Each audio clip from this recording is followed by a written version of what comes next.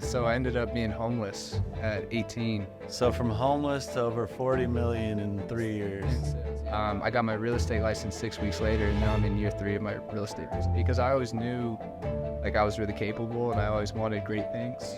A VP of a company at 24 and then quit 6 months in because I hated it. Everyone in my family thought it was crazy because I was 24 with no college degree, making 6 figures, production over 30 million, close to 40 million in 3 years. Wow. All right, what's up, guys? Glad you're here today. Today we have a very special guest, Brian Pate. Brian and I met last year at a real estate mastermind event over in Bellevue, Washington. Since then, we've both joined another mastermind group, and we're on weekly calls. And as part of that, we've really gotten to know each other a little bit. And, you know, in speaking with Brian, really been just fascinated by, you know, his background, what he's been able to do and accomplish in a short period of time. He's a young cat, just turned 30, and just really excited to kind of share some of the wisdom, some of the trials and tribulations and learnings from, you know, what Brian's been through and how he's been able to, you know, despite any setbacks and everything he's been through, really come out on top and just really scratching the surface of what he's capable of. So thank you, Brian, for coming out today. Thanks, Ian. I appreciate it, man. I'm excited to be here. Awesome. So Brian, you know, before we get into the real estate, you've got a, you know, successful real estate business going on right now. You're an entrepreneur, a hustler all around. Before we get into the inner workings of kind of what your business looks like now and where it's headed, maybe you could provide a little bit of background on, you know, where you're from, you know, what growing up was like, and we can kind of get a little bit better idea of who you are as a person before we dive in. Definitely, man. I grew up in Federal Way, Washington. Family, you know, pretty interesting family. I was the first person in my family to graduate high school. When I was young adult, I didn't really have my stuff together. I don't know if I can say other stuff. Yeah, it's okay. Didn't have my shit together. So I ended up being homeless at 18. And I think I had to hit that point for me to turn because I always knew like I was really capable and I always wanted great things, but I never really applied myself or was consistent. But from there, you know, ended up working, you know, 2 jobs at a time, sleeping in my car, got myself through school, realized school wasn't for me after I got my degree in English, associate's degree. Okay. So what are you going to do with that? Yeah. Then I got into sales, and then from sales, I really love to help people. I learned that I love to help people. I love coaching. I was at personal training sales, moved up, became a VP of a company at 24, and then quit 6 months in because I hated it. I didn't identify with the company. They didn't care about me or the employees or the clients even. And I saw how much money I was making them. So I was like, all right, I'm going to figure something else out. And everyone in my family thought it was crazy because I was 24 with no college degree, making 6 figures. Right. You know, no one in my family doing that. And about a year and a half later, I started a company on Amazon, like a brand, a UV company, Simple Clean. And I grew that into a multiple 6-figure company within the first year. Wow. Okay. And then from there, that's kind of how I got into real estate. So I didn't know anything about real estate before that. I didn't even know how you got paid. I didn't know how it worked. I just always knew investing in real estate was a good thing for anyone I talked to. So I set up a meeting through mutual friends of a friend. It's actually, you might have heard of him, Arif Bozi, Qasim Siddiqui. But anyways, I took a meeting with Bozi and Qasim, and I sat down there. And my camera guy who shoots all my content, Sonny, was actually there shooting content with them. I'd never met Sonny before. But I take this meeting, I'm sitting there for like 40 minutes, and in that meeting, I'm learning like the power of real estate, what you can do with it, how you can make money.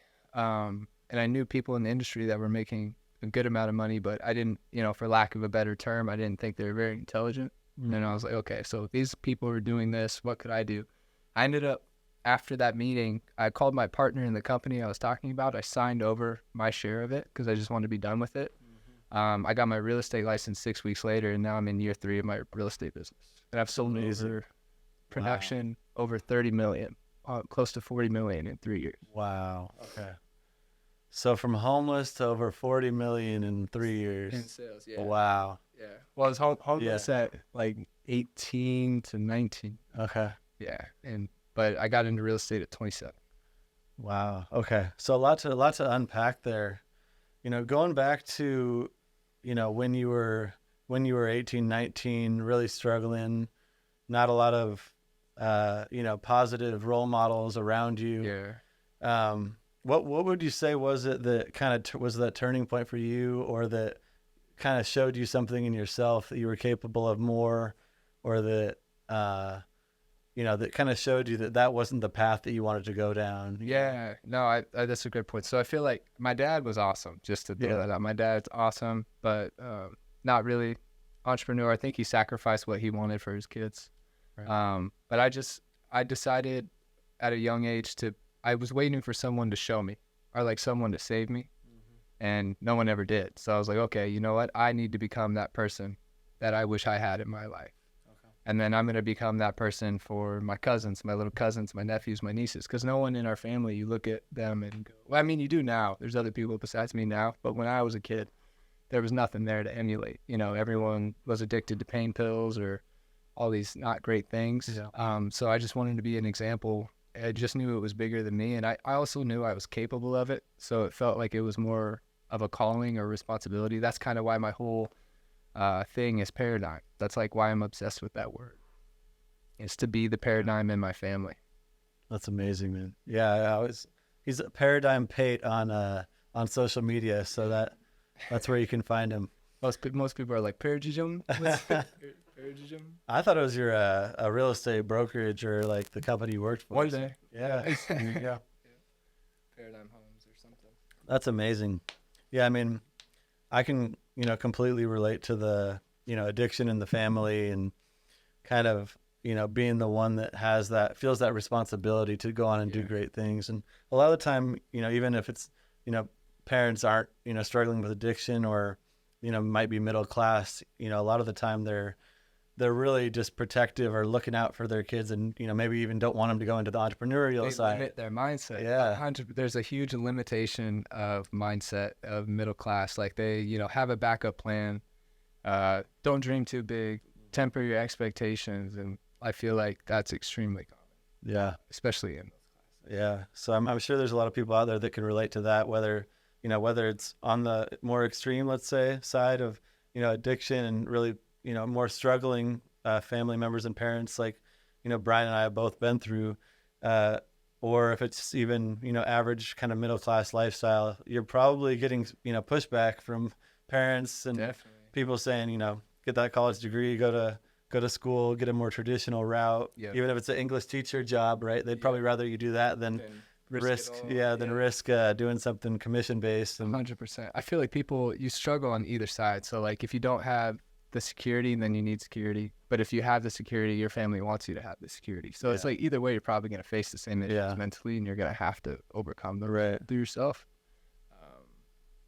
That's amazing. Yeah. So, like you said, or like we've talked about, you want to be that person in your family that kind of isn't either one of those options, that kind of opens that next generation's mind for what's possible, and understand that it's not all W-2 or nothing, right? There's a lot of different ways out there, especially nowadays with technology and AI and everything else going on.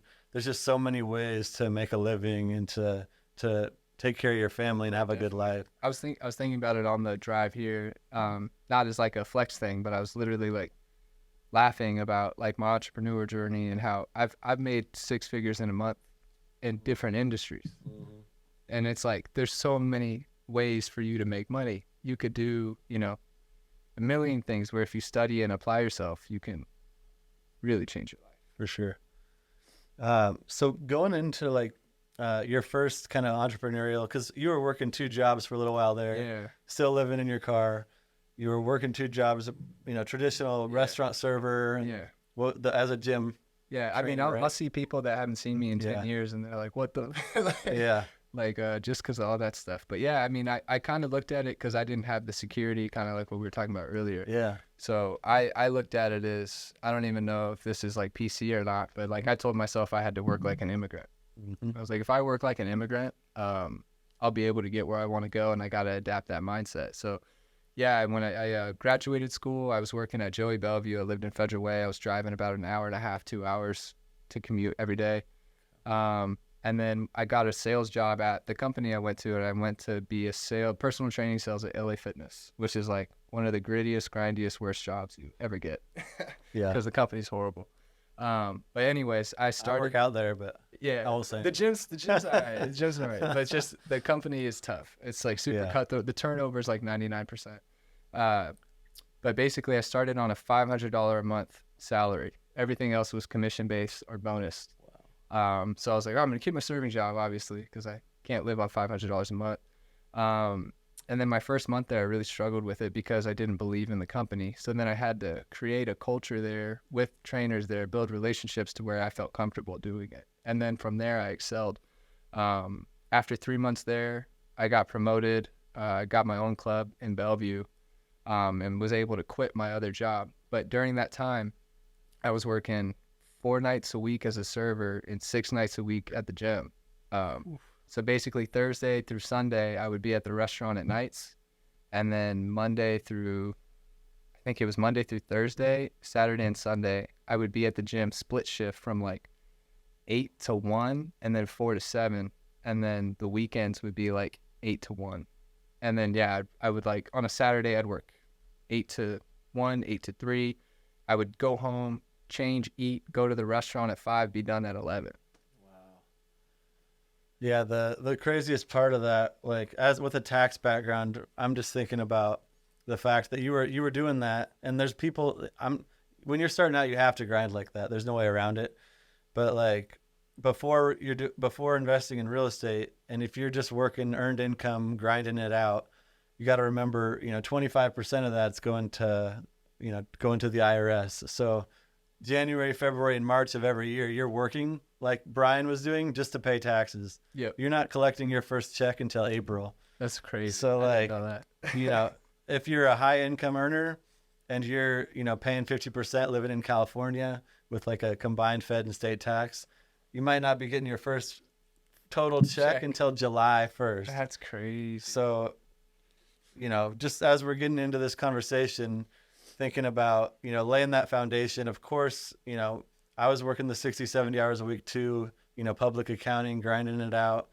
But until you can kind of make that shift and start investing in real estate and creating some of that passive income, getting some of those write-offs on some of that earned income that you're making, write-offs are huge. it is like, you're going to be in that grind for a long, long time. So the sooner you can make that transition, which, I want to get into for you is, you were doing that grind, then you started your online business, e-commerce business. Yeah. I guess how did you get into the e-commerce side of things? I actually have a friend that I worked at Joey with that started doing it and then started coaching it. And then so I bought his course and took it from there. His name's Luke Weschelberger. But yeah, he's on Instagram, pretty big on Instagram. Awesome. But that's how I got into that. Yeah, I mean, just the fact that you were working your ass off and then willing to invest in yourself, right? Like little things that people... I've always wanted to do something. Like I've always invested in learning. Right. Yeah, I mean, we're in a mastermind group right now. It's $25,000 a year. Yeah, I paid 40. Yeah. Oh well, shit. Wow. At least $25,000 a year. I mean, I've been in it for a couple of years, so that shit, it adds up. But like it's the people you meet that are willing to invest in themselves in those types of situations that raises the level that you're going to be at. So like if I wouldn't have made that investment in myself, I wouldn't be around Brian. We wouldn't be growing together in our business. And, 50,000, whatever it is going to be a drop in the pan in 10, 20 years when, Brian and I continue to invest and continue to grow. So like sometimes you do have to pay to put yourself in a room that you may not otherwise be in. You can be extremely talented and be invited to that room. Or if you want to be around other big players, sometimes you just have to pay for entry. And then when you're in that room, rise to the top. So that's how, Brian really impressed me in that group by showing that he's a hustler, showing that he's showing up every day, putting in the work. And those are the kinds of things that people look for. and then that'll get you into the next room and the next room. So like You're in the respect. Yeah, exactly. I mean, it was worth it just to get into that network of people. And then plus, I mean, like I did make my money back pretty quick. I think like within 3 months I had done $50K in assignment fees or something like that, because I was also told myself I'm gonna make it. Yeah. But yeah, the network is crazy. I mean, like you have guys like Thatch or James, the Bellevue Funding, or just like a huge network of investors, or you kind of honestly too, you get stamped by Thatch, you get like that approval, and then just everyone is open to doing stuff with you or sending you deals. You just kind of have more of a outreach. For sure. Yeah, I mean, it was a leap of faith, but it was a word. I'd do it again. I'd do it again. Even though the market went the way it went, I feel like if I didn't do that, I wouldn't be able to do the stuff I'm doing now. I got kind of my whole sort of business plan that I run now based on a conversation I had with Thatch like 9 months ago, and then I kind of tweaked it to make it how I wanted it. Yeah, so let's get into like let's get into that. So you transitioned from e-commerce and then getting into real estate, which is really the focus of, you know, this podcast and what we really want to teach people in terms of in any market, or whether you're a beginner or an expert, you know, tips and tricks that people can take away and learn from. Was it a similar thing where you paid for a course, got into real estate, or how did you get introduced to the real estate? Yeah, so it's from that meeting. Yeah, I took that meeting learning how to invest, and just learned about a little bit how it all works, and I just decided there's a huge opportunity. I was like, I could do extremely well at this. So I got my license, and while I was studying to get my license for 6 weeks, I was already lined up in a brokerage to go, and then I started working like 4 weeks before I even got my license. So like 2 weeks after the interview, I had exited my company. I had started showing up every day at a brokerage I was going to go work at Whisper in downtown Bellevue. And then I was working for 4 weeks before I even got my license because I knew I was going to pass that test. I ended up getting my first pending my first day I was licensed. Wow. That's amazing. Thanks. I don't know if that's legal, but I don't think it was legal. I don't think it was.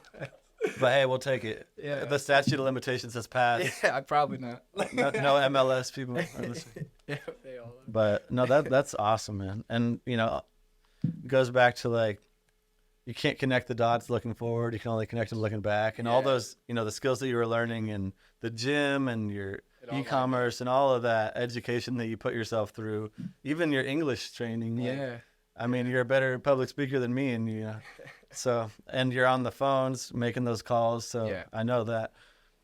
So what is your business looking like now? Do you have a couple cold callers? Oh yeah. So how we have it set up now, I kind of went through that brokerage, went to another one, and then there was someone doing wholesaling that I wanted to learn from at Whisper, but they wouldn't bring me on because they didn't feel like they had room, and I was just some broker. I went somewhere else and crushed it, and finally convinced them to let me come work with them. So I partnered with them, and I've been partnered with them for almost 2 years now. But how we have it is we just got our own office in downtown Kirkland on Market Street. And so we have 2 acquisition guys that wholesale full time. I have 3 brokers on my team with me, and we all do acquisitions mainly during the day, and then we convert everything else into a listing. So they're all licensed brokers in Washington State, and we disclose it on every phone call. So basically it's me, my partners, 2 acquisition guys, 3 brokers, and then we have a construction company that's licensed and bonded. We have a roofing company that's licensed and bonded and insured, and we have 5 different crews that we use for projects. Wow. Okay. It's like kind of all in one. Like let's say and we have 5 cold callers that are bringing in leads every day, and basically we're on the phones from 9 to 1 like every day. And we just have an exit for every seller. If there's a possibility to help them and exit, we have the power to do it. That's amazing. Yeah, and I know you just purchased your first property as well. Yeah, I want to get a lot more. But yeah, we got a condo because my fiance doesn't live in a house. She doesn't want to give up the city life. So we bought a condo in downtown Kirkland, which if you've ever been to Kirkland, it is like the best place on the planet. Yeah. It's amazing. I don't think I'll ever live anywhere else as long as I'm in Washington. Yeah, but it's a great place to be. I found a stale listing. So it was like sitting on the MLS for like 120 days. I think they were originally at like 650 and then came down to 570 or something like that. But it's a 2-bedroom on 2nd Street in Kirkland, which is right next to the water. When you see the pictures, they didn't market it well. So when you see the pictures, you're like, I don't even think I should go look at this thing. But we went and saw it and looked at it. And when you see it in person, it was like beautiful. Like brand new hardwood floors, everything's freshly painted. They did new windows, new window trim, like all the stuff you don't want to do, all the stuff that's not sexy, they did. New water heater, all that stuff. But the kitchen's dated, but the appliances are still nice. Bathroom's outdated, but just beautiful water view, like unobstructed water view from living room to kitchen, private balcony, deck, has a pool. It's extremely private. You have a water view of the lake, like completely unobstructed. Damn. And I just kept making shark offers on it. Yeah. It took me like 4 weeks to reel it. I think my first offer was 460 with 25K. Wow. And they pretty much told me to go fuck myself. Yeah. But I did it nicely. So That's like the kind of offers you put when it's a bank on the other side. It's like their balance sheet, not. Somebody did Yeah. that. It was also like peak fear. So it was like, I think I was making those offers in March, like mid-March. So it was when everyone was like really scared. We had just come out of the winter. Rates were still going up, kind of like they are now, but people are more accustomed to it now because rates were starting to hit those in the winter. And then they were like, oh, it'll come down in the summer. And then we're like halfway to summer and they're still going up. So people were like really scared. I ended up getting it at 507 with a 3% commission because I represented myself. So I got another 15K off there, and then I got another 15,000 in closing credits from the seller. So I got in total, I got it at 507 with 30K in closing credits. And yeah, it was a total deal. I just switched over the closing credits to my down, and then I had to do closing costs, and there's a limitation. So I think I had to bring another like 8K as my down payment. But basically, I got a waterfront condo in Kirkland for 500K. Wow. With like 20 grand out of my pocket. That's amazing. Yeah. Pretty cool. And the best part is you can Airbnb, which is the only condo I've ever seen in Kirkland that you can Airbnb. Wow. That's great. I mean, that's something you can hold on to forever. Yeah, I've never want to sell it. Cash flowing like a. Yeah. If I put like 20K in, 25, 30K, redid the kitchen and the bathrooms and redid the ceilings because it's still got the popcorn. Like I'm from Federal Way. I don't need anything. I'll sleep in a car. Like, so it's like. My wife's really patient though, because we have these red carpets in the bedroom. Oh, wow. She's like, I'm gonna rip these up. But if I put that in, the place is easily worth like it would go 650. Our neighbor 2 doors down, 600 square feet, complete remodel, went for 500K cash in 4 days. Okay. So it's like, so yeah, you gotta. The bottom is pretty high on that thing. You don't have to worry about losing equity. Yeah, like Redfin doesn't really mean anything, but like 3 weeks after close, my Redfin was like 595. Wow. I was like, all right, I'll take that. Yeah. I'll take that. Yeah, the point Brian makes about, you have options as a broker when you're putting offers in. So you can write up your own offer, you can take that 2.5%, 3%, and you can get paid. Or what's actually a better option is actually taking that 2.5%, 3%, rolling that into the purchase price, either reducing the purchase price or calling it a seller credit at closing, which reduces your total cash outflow. Because what that does is that it's actually going to save you, let's say the 20 to 30%, depending on your income bracket. And that way you're not going to get taxed at the end of the day. On that income. So super smart way, especially it's worth it even if you got your real estate agent license just to write your own deal, just for saving that, 20, 30,000. I mean, in Seattle, it could be 30 grand on $1 million. I did it as a conventional too, because of relationships I have with lenders, and the lender I use is actually a manager, so he could go through, get clearance without getting approval. So he gave me some great, I think I got a 6.1 at the time, and rates were like 7 or 6.8. So I still have my FHA. So like if I find that Seattle deal I want, that's not like a complete shitter, like it'll qualify, I'm in FHA and just do like 3.5% down on one of those with the DADU project. There you go. What are you seeing now just in terms of, rates? I think we're at 7.5. Yeah. Last I saw. What are you, advising, and how are you handling the market, both as a broker, but also as an investor? Kind of what are you looking for on that next deal, and how are you kind of navigating? I feel like it really just comes down to circumstance. Like anyone that tells you that they know how rates are going to go is just trying to get you to buy something. Or they're just like trying to speak on something that they can't. I mean, no one knows where rates are going to go. Like, are they going to come down? Maybe. No one thought we'd be where we are right now. So I think it really just comes down to what you want, what you need, and what you're comfortable with. So it's really about how they pencil. Like for me personally, on either if it's a wholesale deal or even an investment, like it's all numbers based. It's like, am I comfortable with that payment? Am I going to have the outcome that I want in the result? And that's all that matters. Like the rate could be 10%. I don't care. If it pencils, I'll buy it. You know, with clients, it's kind of the same thing. Like, where do you want to be? What payment are you comfortable with? All right, let's work backwards. Or let's, negotiate based from your payment. Like I've gotten clients huge discounts on buying just by presenting an offer with their projected payment and going, hey, this is their max that they're allowed to do. They love the house, this, and this, and we're $50K below your list price because their payment's at $3,500. And they can't go above that on something that's not like 1 weekend. Yeah. So it's just really, I feel like that's how I'm handling it. Everyone's different. No, I think that's a great way to do it. Just putting the numbers out there and saying, this is why, letting the facts tell the story and the numbers tell the story. Yeah. Instead of letting emotion get involved on, why a buyer is putting in an offer that may be lower than the list price. When you're coming in it rationally and with numbers behind you, then it kind of takes the emotion out of it, and it just shows that this is the situation that we're in. This is the best we can do. It's not personal. My buyer's doing the best they can to navigate the rates, and you even build it up to you. Like you play the emotional side to your favor, and then you use the logical side to detach and push. So it's like you're not pushing from an emotional state. Like you're saying, we love this house. We want to be in this house for 30 years. My clients, we walked in, we knew this was the one. And you're communicating from the first conversation. Then when you present that offer, you write that all through, and then you detach with the number. You go, we love it, we love it, we love it, logic.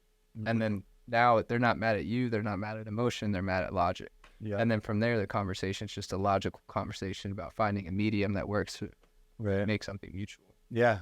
And that point about starting that conversation and soon building that reputation as an agent and as a buyer rep, like building that story. Because a lot of the time sellers now, it might take 30 days, 60 days, whatever it is on market, because they don't really realize that the market has changed. Yep. But, what they may, they may not want to do that deal now, but a couple weeks from now, a month from now, after they've understood the market and you're still there with the relationship that you've built and the rapport that you've built, and that's how I got my house. The qualified buyer. I made like 3 or 4 offers and just kept coming back. Yeah. There's a lot of brokers too. I call them yes brokers. They're just like, yep, like I'll list your house. Yep. And they don't have hard conversations, or even buyers. Like they don't have hard conversations. And that's one of the reasons the market's so tough right now. Yeah. Yeah, and it's working its way through for sure. We're seeing pretty good declines. I think 10-15% easily in the Seattle area. Yeah. Probably even more outside of the Seattle area. Yeah, if you push outside. But the low inventory. I mean, the big story is, I think 60-70% of the people that own homes right now have rates under 4%. Yeah, they're not going to sell. So it's like, I read an article today that said, you're very likely to have, if you do sell it, you're doubling your rate. So you're almost cutting the amount of house that you can get in half. Yep. So you've got to have a lot of equity to really make it, to make it worth it. Keep your payment anywhere close to where it is now. You're not going to find anything to where it is now. I mean, that's why it's just going to go bonkers when rates come down, though. Because, like, when rates get even into the 6s, I mean, stuff's still going in a week. It's not like it's doom and gloom. Like, there's houses still going above list price. Like, I had a listing in Snohomish that we just closed a week ago. We actually did a $150,000 remodel on it. We went pending in 4 days and $30K over list price at almost $1.3 million. Mm-hmm. So, and that's in Snohomish. So it's just like, it's really, I feel like it's deal dependent, strategy dependent. Like in a long term, prices may affect, but we're still seeing like prices that are up. Yeah, they really haven't dropped as much as you would think they have. Yeah, like they have dropped, but it's like as soon as rates go down, they're just gonna go up. That's true. Like, yeah, and now you actually have a chance to buy something. Right. Where when they go down, you're not. I used to call them "take my baby" offers. You literally like give everything away, take my baby. Yeah, get the house. Those are the offers that are winning right now. Yeah, you're really having to to go out of your comfort zone to get something. And in terms of kind of what I'm looking at in order to even break even on like a rental, I'm looking at you need to create or put in at least like 40% equity on a home. So the way that I see to achieve that is putting 20% down and then creating 20% equity based on buying a fixer-upper, putting in that renovation budget, and then getting that new ARV or after repair value on the back end. Plus I'm putting 20% down on the front end.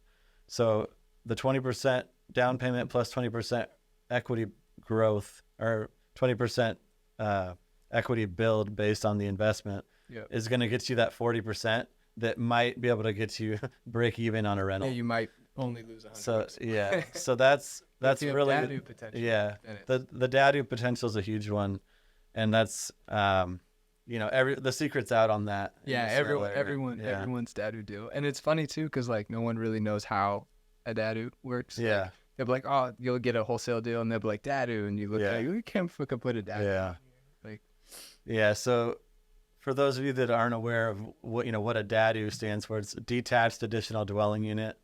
The city of Seattle is now allowing you to build one of these in your yard. So if you have ideally you're going to want to have side yard access, like an easement to be able to access that back house, or on an alley or on a corner lot, so that you can have that kind of separate structure set up there. But this has only been going on for a few years, and now the secret's really out. Social media, they're doing all sorts of kind of meet and greets explaining how to get into these deals. The city has pre-approved plans. I think there's 7 of them now on their website. So if you find a lot that is 5,000 square feet that can fit one of these, you can just go on this website, pick one of these pre-selected plans, work with an architect, and you can have plop it on. You can have it within 4 to 6 weeks, have a permit for one of these pre-approved plans. You can do it in other places too, outside of Seattle. Like there's parts of Renton that you can do it now. All over the country. Yeah, it's just as long as it pencils. I feel like with rates though, you really want to stick to the certain areas where you're going to see an ARV return. For sure. And the big thing about Seattle that helps you get that higher value on the DADU is they actually let you condoize your lot and split it into 2 separate lots. So it's much like a townhome, or you're going to have an HOA, which would cover both the front house and the back house. And when you split that second lot, that's why you have such a equity boost and such a boost to the value there, because it's a separate parcel, and it's going to be able to you can sell it off separately. So by doing that, it's of course going to increase the value of that property and make it much more valuable. If it's an area like, I'm not sure if Tacoma lets you sell them off separately yet. I feel like you can. Yeah. So like, my partner just did one in Tacoma actually. Okay. So I'm pretty sure you can. Yeah. So for those areas where you can't quite sell them off separately yet, all you're going to be doing is you're going to value that property as more square footage. Yeah. So whatever the dollar per square foot is for a property in that area, you just add that to the new square footage that you're building to get a new value. I feel like it'll be wonky though. Yeah. 2 units. Exactly. It's not like, it's not like you have 2,000 more square just a feet. It's like you have duplex. 2,000. Yeah. So that's why you have to really be cautious. Make sure that before you go and build one of these, that you can split the lot, have a separate tax parcel ID on that, and put a separate loan on it, and then you can actually sell it separately. And that's going to make it really worth it to do that. Otherwise, the cost of construction might not be too much less than the value that you're adding if you can't sell that separately. Yeah, don't wing it. Yeah, don't wing it. Find an expert, find a really good architect, a good builder, and kind of have those your exit strategies and your plans. You're almost done with yours, right? Yeah. How far along? I was just looking at it today. We've got, the roof's on, electrical is going in today. That's awesome. Plumbing's all in. So, the bathtub's in. That's how you know. Yeah. I got water, so I could take a cold bath. Are you going to condomize that one? Yeah. So I'm kind of waiting to do the plans. You got to do a HOA for that. And you draw the lines on like common areas and, how you want to assign the parcel to the front house versus the back house. So I'm kind of waiting for the back house to be fully, built out. So you can walk it. Yeah. So I can see where I want to draw those lines, where I want to have the parking set up specifically, the garbage, and rather than kind of getting all that submitted to the city, because once you have it submitted, then it's more formalized. Yeah, It's a little bit harder to edit. Yeah. So super excited about that. How are we doing on time? Good. Okay. So let's get into kind of looking forward. So you got your business humming now. Yeah, it's moving. It's definitely our goal, just to give people like a reference. Like our goal right now with the team is to do $300K a month in commissions and assignments, and we think in September that's going to be the month that we hit. So pretty exciting between the team and everybody. So, that's coming up. Yeah, so it's gonna be a busy month. Yeah. That's my birthday month, so Oh damn. you have to take a day off. 290 would be fine. Nope. 3, and then the goal is 5. Wow. 5 a month by mid next year. We want to bring on we have 5 callers right now. We want to get to 12, 15. So we're just stacked with leads, and then just scale the team. Cause we're still closing deals. It's tough right now, but we're still closing deals. We have a deal in Shoreline that closes in 2 weeks. We have $45K assignment on. We have one in Tacoma, closes in 2 weeks. We have a $40K assignment on. We have one in Bainbridge that we have people walking today, actually, that I think we're going to get a $60K assignment on that one. So just between those 3, we'll be at 140. So it's pretty exciting. What I ran into when I was doing the callers, I had a couple callers, refreshing the lists. When you're talking about scaling from 5 to 10 to 15 callers, how do you get around, there's only so many numbers and so many, that meet your criteria? Definitely. How do you see that scaling, and would you go outside of Seattle? Yeah, we push outside of our criteria. I don't do deals in Bainbridge, but now I do. I don't do deals in Spokane, but now I do. So we're just looking for anything that pencils for an investment, and then just getting them to work. We even do some stuff in Arizona, some stuff in Texas. Mm-hmm. But yeah, we still hit our main areas, but now we're starting to expand out.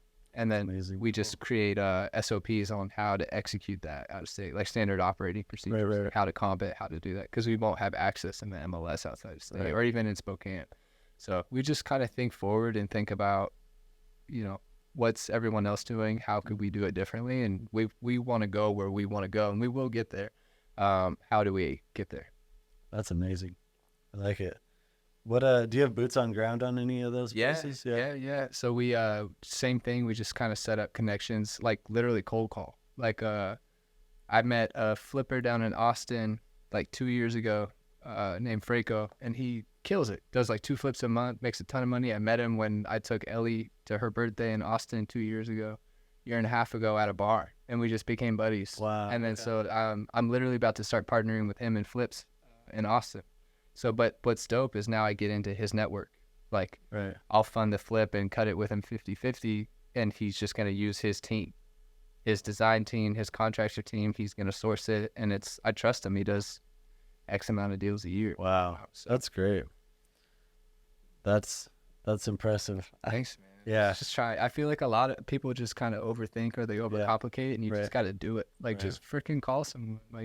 In Spokane, we have brokers. We just cold call brokers, and we go, hey, I have a listing potentially for you. Can you go walk it? Or there's some stuff that we do, mobile notary. If you need pictures, just hire a mobile notary. Pay them $100, and when they get there, go, I just need pictures.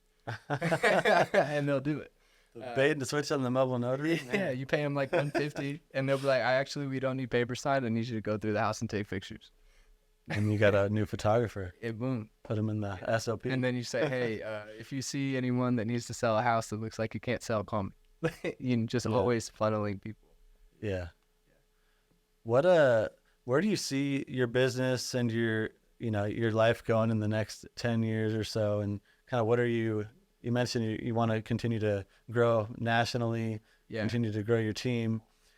What does life look for you once that's done, and kind of what's your 10-year vision per se?